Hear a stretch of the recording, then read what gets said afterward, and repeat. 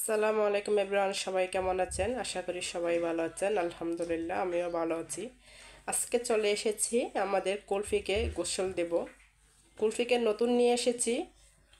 বিড়ালের জন্য কিন্তু এরকম শ্যাম্পু কিনতে পাওয়া যায়, আপনারা কিনে নিতে পারেন। এই যে দেখতেই পাচ্ছেন, আমি এখন এই শ্যাম্পু দিয়ে আমাদের কুলফিকে গোসল দিয়ে দেব। তার শরীরে অনেক দুর্গন্ধ বের হচ্ছে। কুলফির গোসলের জন্য আমি হালকা কুসুম গরম পানি নিয়েছি। পানির মধ্যে বিড়ালের যে শ্যাম্পু, সেই শ্যাম্পু কিন্তু মিক্স করে নিয়েছি। দেখতেই পাচ্ছেন কুলফিকে আমি গোসল দিচ্ছি, সে কিন্তু ছোটাছুটি করছে।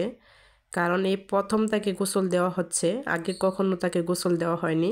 বিড়ালকে গোসল করানোর ক্ষেত্রে একটি জিনিস লক্ষ্য রাখতে হবে, কোনোভাবে যেন বিড়ালের মাথা পানি প্রবেশ না করে। কারণ মাথায় পানি গেলে কানের ভিতর পানি পৌঁছে যাবে, অবশেষে অসুস্থ হয়ে পড়বে। প্রথমে আমি তাকে হালকা কুসুম গরম পানিতে শ্যাম্পু মিক্স করে দিয়েছিলাম। এখন কিন্তু পরিষ্কার পানি দিয়ে তাকে ক্লিন করে নিচ্ছি। দেখতেই পাচ্ছেন আমার কুলফিকে কত সুন্দর লাগছে। কারণ কুলফি ছোট বেবি, ওকে এখন গোসল দেওয়ার কোনো প্রয়োজনই ছিল না। ওকে যখন আমার বাসা নিয়ে এসেছি, ওর গায়ের থেকে প্রচুর পরিমাণে গন্ধ বের হচ্ছে। দোকানে ও অনেক অযত্ন ছিল, এর জন্য ওকে আমি ভালো করে গোসল দিয়ে ক্লিন করে নিচ্ছি। দেখতেই পাচ্ছেন আমার কুলফিকে কত কিউট লাগছে, মাশাল্লাহ। কুলফিকে ছাদে রোদরে দিয়েছি শরীর শুকানোর জন্য। প্রথমে কুলফিকে আমরা গোসল দিয়েছি, তার বয়স মাত্র 1 মাস। আগে তাকে গোসল কখনো দেওয়া হয়নি। কুলফি, তোমার শীত লাগছে কুলফি? এই যে বন্ধুরা আমার কুলফি। বিড়াল কিন্তু এমনিতে পানি খুব ভয় পা। তাছাড়া আমাদের কুলফি কিন্তু বাচ্চা, ওকে গোসল করাই দিয়েছি। আমার কাছে খুব মায়া লেগেছে ওকে দেখে।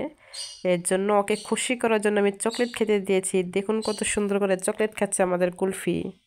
অলরেডি কিন্তু আমার কুলফির শরীর শুকিয়ে গিয়েছে, দেখতেই পাচ্ছেন কত আরাম করছে। কুলফি, তোমার কাছে খুব আরাম লাগছে রোদ্রে এসে?